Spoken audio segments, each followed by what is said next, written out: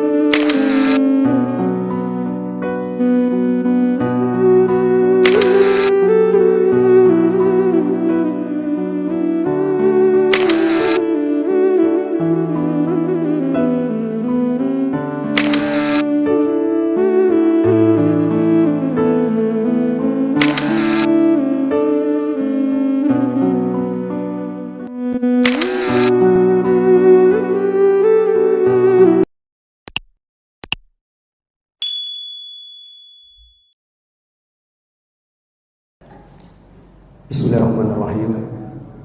Assalamualaikum warahmatullahi wabarakatuh.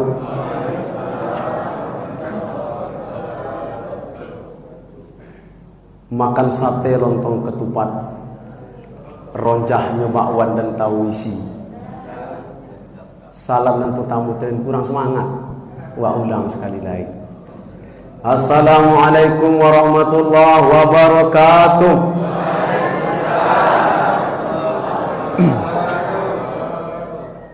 Alhamdulillah wassalatu wassalamu ala rasulillah Sayyidina wa maulana Muhammad ibni Abdullah wa ala alihi wa sahbihi wa man da'a bi da'watihi wa istana bi sunnatihi ila yaumil liqa'i rabbih. Asyhadu an la ilaha illallah wahdahu la syarika lah wa asyhadu anna Muhammadan abduhu wa rasuluh. Allahumma salli wa sallim wa barik ala sayyidina Muhammad wa ala alihi wa sahbihi wa man tabi'ahum bi ihsanin ila yaumiddin, amma ba'd. Yang saya hormati, yang saya muliakan para alim ulama, para kiai, para asatid, para khalifah, tuan guru, mursyid, mursyidin, wabil khusus imam beserta pengurus Masjid Darussalam Simpang Raya, ketua PDDMI Kabupaten Hulu, sekaligus koordinator gerakan sholat subuh berjamaah Al-Ustaz Dr. Haji Yuli Hisman SAG MPD. Semoga doa yang sama juga disampaikan protokol tadi. Buya kita Al-Ustaz Yuli Hisman senantiasa dilimpahkan nikmat yang begitu banyak dari Allah Subhanahu wa taala. Di antaranya semoga selalu Allah lindungi beliau dalam dakwahnya dan tentunya istiqomah senantiasa dalam dakwah Islam, daripada untuk memberikan ilmu-ilmu pengetahuan terlebih terkhusus kepada ilmu agama kepada kita semua umat muslim, terkhusus yang ada di Kabupaten Rokan. Amin ya Rabbal Alamin. Dan juga kepada seluruh bapak-bapak, ibu-ibu, hadirin hadirat, muslimin muslimat, cerdik pandai, tokoh masyarakat, yang besar tidak dihimbau gelar, yang kecil tidak disebutkan nama. Insyaallah kita semua hamba-hamba yang dimuliakan Allah Subhanahu wa taala. Amin ya Rabbal Alamin. Datang seorang sahabat Nabi menjumpai Rasulullah sallallahu alaihi wasallam. Lalu sahabat itu bertanya, "Ya Rasulullah, wahai Rasulullah, ausini bisyai'in fanafa'uni Allahu bihi. Ya Rasulullah, berikan kami nasihat ya Rasulullah, yang dengan nasihat itu bermakna untuk kami. Maka diajarkan Nabi salah satu di antaranya adalah alaikum bisukri fa inna sukra yajidu bi ni'man. Alaikum bisukri, bahat-bahat mahomu bersyukur. Banyak-banyaklah kalian bersyukur. Fa inna sukra yazidu bi ni'mat. Karena orang yang banyak bersyukur akan ditambah nikmat oleh Allah Subhanahu wa taala. Yang mana subuh ini Bapak Ibu kita semua yang berhadir adalah orang-orang yang masih dilimpahkan nikmat yang begitu banyak oleh Allah Subhanahu wa taala. Di antaranya subuh ini kita semua yang berhadir mendapatkan dua keutamaan yang sangat mulia. Keutamaan apa saja itu? Yang pertama, kita mendapatkan keutamaan salat subuh berjamaah. Semua kita yang hadir saat ini mungkin mendapatkan subuh berjamaah. Datanglah salah seorang ibu-ibu di belakang sana, Ustaz, aku subuh berjamaah ko, ini ku dapet tu. Bapa aja, ketika aku nak berangkat ke Masjid Darussalam, menangis anak sonik ku Ustaz. Jadi nyo perlu dia tuangkan dulu. Datang perlu nyapak sudut kanan. Aku Ustaz aku dapat hadir subuh berjamaah ketika GSSB tu. Kenapa apa nak dapat melaksanakan subuh berjamaah? Ketika aku nak berangkat ke Masjid Darussalam, menangis biningku. Tak ada anaknya, ikulah bininya puluh. Berpadak kadu menangis, wallahu alam. Nuak tahu tu. Okey, satu nu dapat. Tapi kalau yang kedua ku sadu awak yang lain di dalam iku kini dapat. Apa itu yang kedua iku? Yakni orang yang hadir dalam kajian ilmu agamanya Allah Subhanahu wa taala.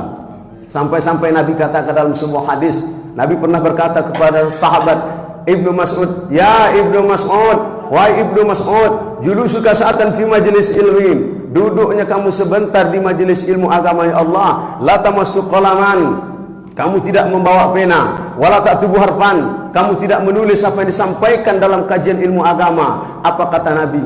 Khairul laka min iski alfi raqabah. Lebih baik itu daripada membebaskan 1000 orang budak.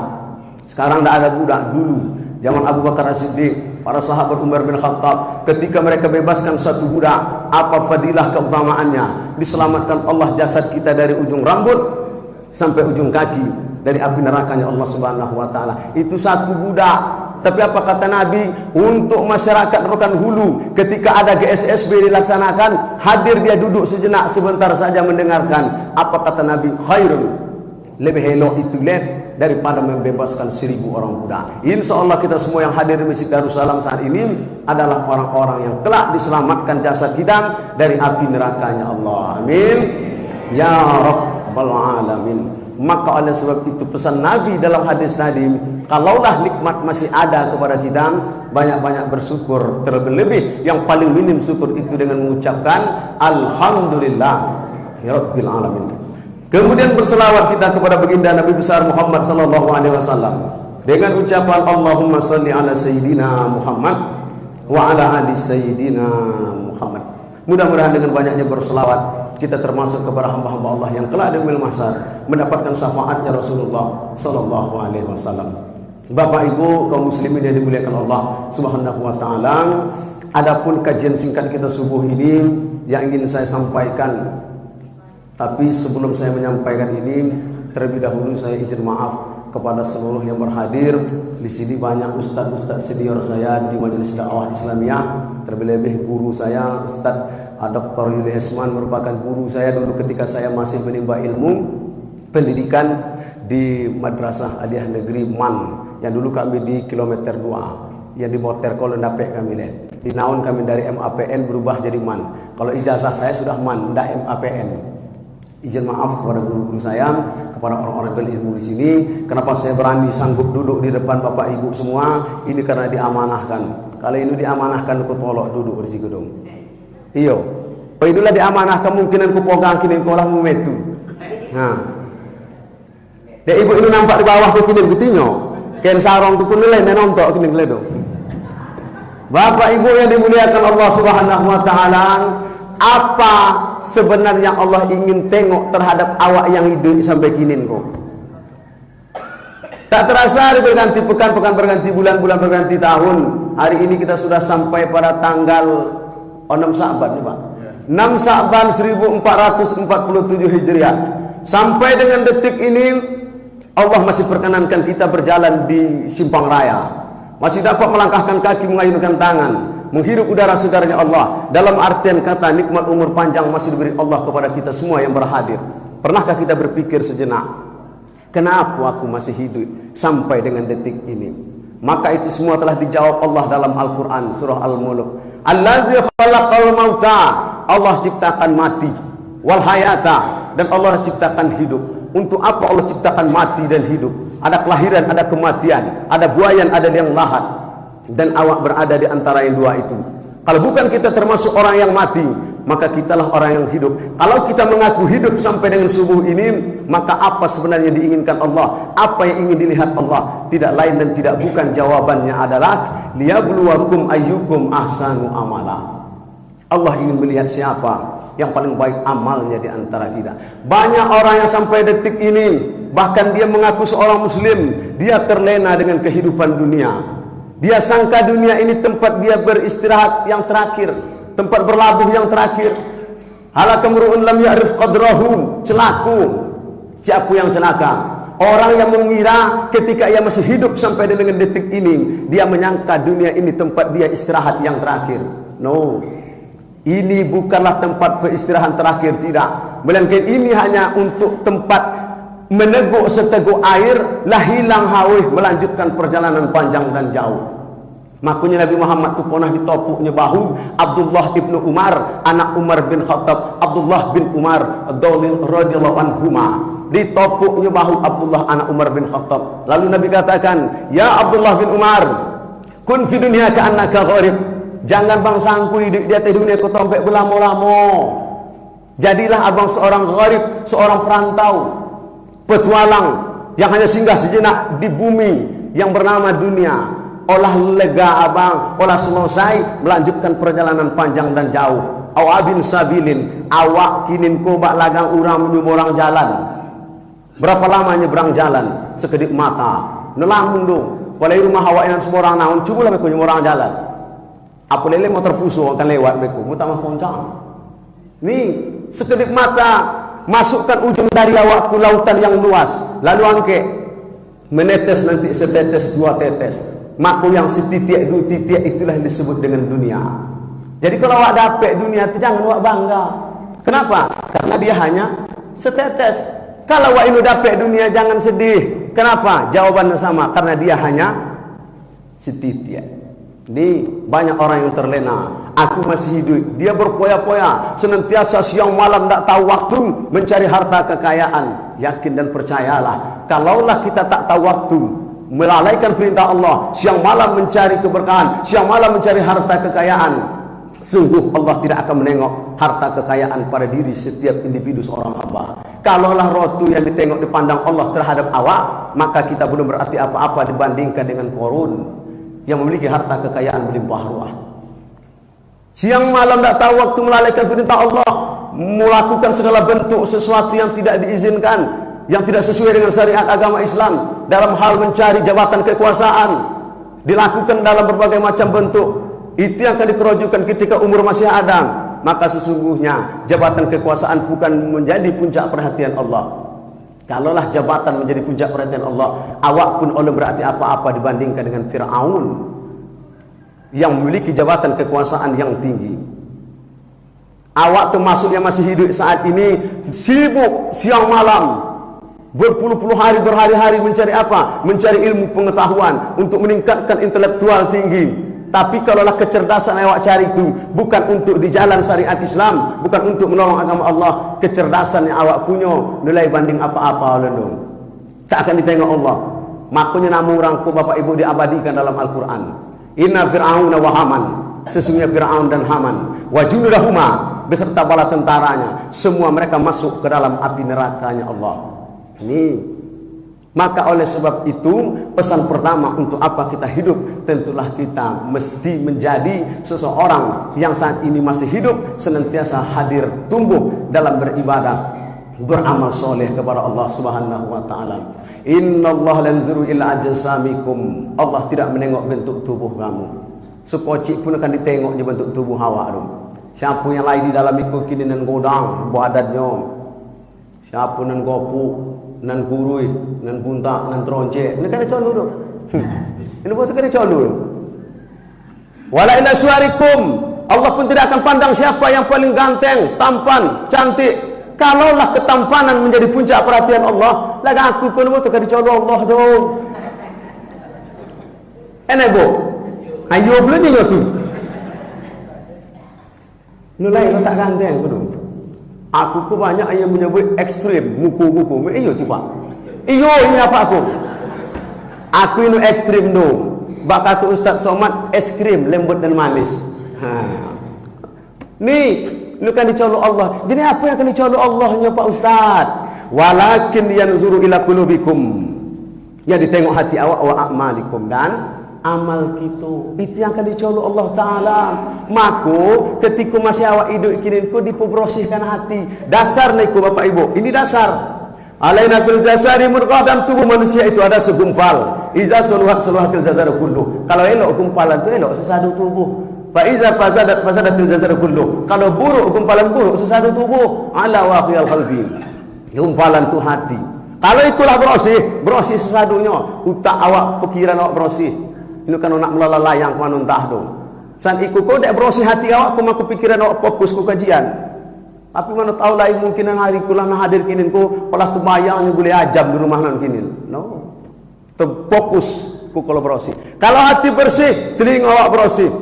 Hati bersih, mata bersih. Hati bersih, tangan bersih. Hati bersih, paling tidak subuh ini karena hati awak bersih, kakiku pun ikut bersih. Apa maknanya? Jauh nawak ku kini ku. Bak kata Pak protokol ku tadi, Ustaz Ari ku tadi, lain dari Rambah Hilir ni Pak. Dari Rambah Hilir. Dari lain nampak juga dari apa dari Denang, dari Spanyol. Oh, jauh memang awak datang ke siku, ikut. Makanya hakikat yang diimau oleh azan ku tadi, muazin ku tadi, yang diimau tu telinga awak tu. Yang diimau tu bukan telinga, tapi apa yang diimau sebenarnya hati. Kalaulah telinga yang dipanggil, betapa banyak betapa banyak orang yang ada di Indonesia makna. Salam inu padahal rokek dada. Sedangkan ada orang ada di Rambah Hilir ketika azan berkumandang datang karena hati yang dipanggil. Ikulahnya yang mesti wak bersihkan. Kaki bersih senantiasa melangkahkan. Maka kata Nabi di akhir zaman besok Bapak Ibu, la taqumus saah, kiamat akan terjadi dong. Dunia akan hancur. Hatta yatabahannas fil masajid, sampai orang berlomba-lomba membangun masjid. Budak colok ini berlomba-lomba bangun masjid. Rambah Hilir, masjid-masjid tengokkan di sana. Pokoknya berlomba-lomba, dalam hadis ini dikatakan berlomba-lomba masyarakat bangun masjid. Cukup sampai di sini hadis. Nah, apa kata Nabi? Yatawahawna biha. Mereka saling membangga-banggakan. Dibangga-banggakan masjidnya masing-masing. Oh, masjid kami kok Darussalam. Apa tuh? Pul AC. Kenapa sih Pul AC? Ketika datang tadi Pak Imam, soju. Iku bulu. Banyak nan sojuk tu. Al-Hikmah sojuk dulu. Ketika masuk An-Nur sojuk dulu. Awak nak kalah masjid kami do kata Wonosri Timur. Bodang. Nak kan kalah kami do. Pak, bodang. Tapi yang mengobi itu tu bukan orang yang aktif ke masjid, no. Orang yang ponah ke masjid. Itu tu yang bangga-banggakan tu. Tapi apa kata Nabi di ujung hadisnya? La ya'maru. Tapi nulai yang memakmurkan. Illa qadila, kecuali sukoci. Itulah terjadi kini. Ni kalau hati awak bersih, insyaAllah kaki awak pun akan ikut bersih. Melangkahkan kaki. Maka oleh sebab itu Nabi Muhammad SAW telah pesankan kepada kita, kalaulah umur masih ada, masih dapat tubuh di mata awak menengok dunia itu tadi, masih lagi umur, maka senantiasalah kita hadir dalam ketaatan, beribadah, beramal soleh kepada Allah Subhanahu wa taala. Setelah hati kita bersihkan, wa a'malikum, barulah mengikuti amal-amal yang lain. Iza sama'un fatarat, ketika langit terbelah, wa izal kawakibun tasarat, planet-planet saling bertabrakan, wa izal biharu kujirat, lautan diledakkan, tumpah ke darat. Itu banjir yang sangat luar biasa besar. Bahkan banjir pada hari kiamat alai potang dulu olah terjadi banjir yang memberikan bukti kepada kita, yang memberikan peringatan kepada kita bahwasanya amallah satu-satunya akan membantu kita nanti di hadapan Allah, yakni peristiwa dari kejadian yang dialami oleh Nabi Nuh alaihissalam. Tidak ada yang menyelamatkan kala itu. Diabadikan kisah dalam Al-Quran. Apa kata Nabi Nuh kepada anaknya Kan'an? Ya bunayya, wahai anakku, irkam ma'ana, naiklah bangku perahu ayah nak. Mati kau meku debek banjir.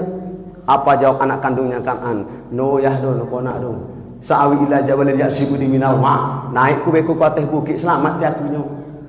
Menangis Nabi Nuh.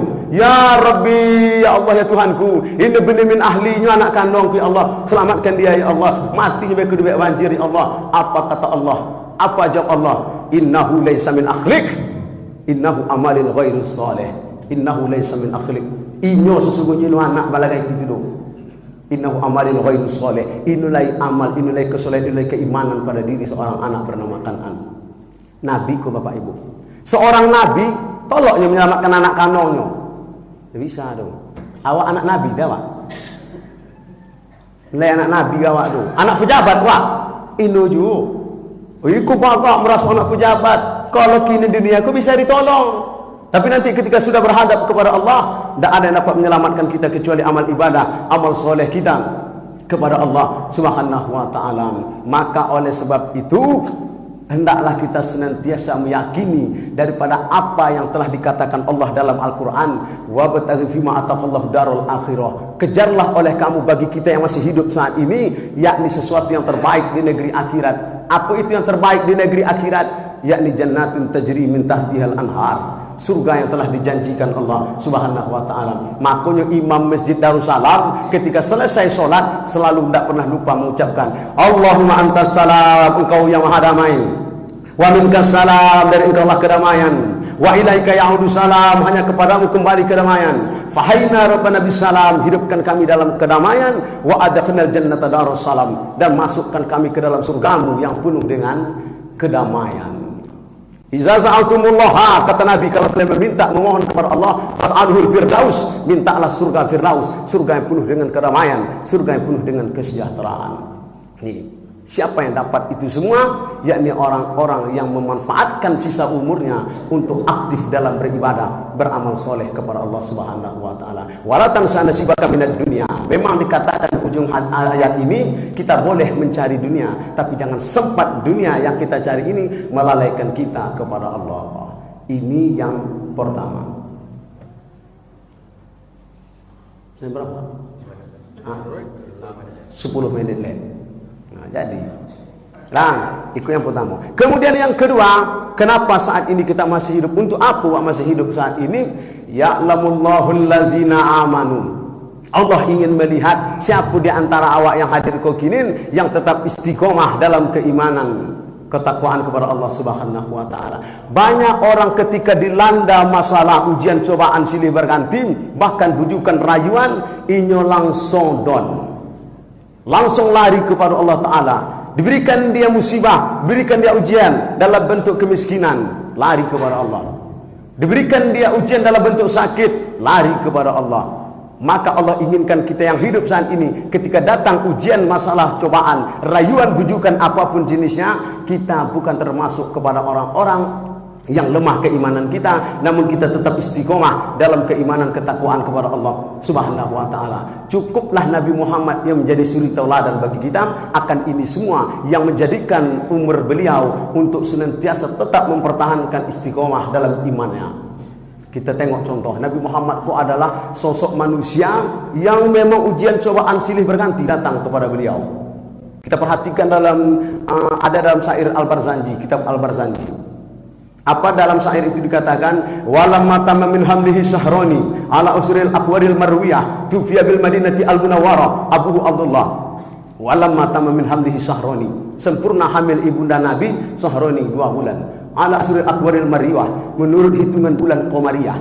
Tufiya bil Madinati al-Munawwarah, meninggal di Madinah al-Munawwarah Abu Abdullah, ayahnya bernama Abdullah. So lagi masih di dalam pori lah meninggal ayahnya. Satu ujian yang diberikan kepada Nabi Muhammad, lahir dalam keadaan yatim.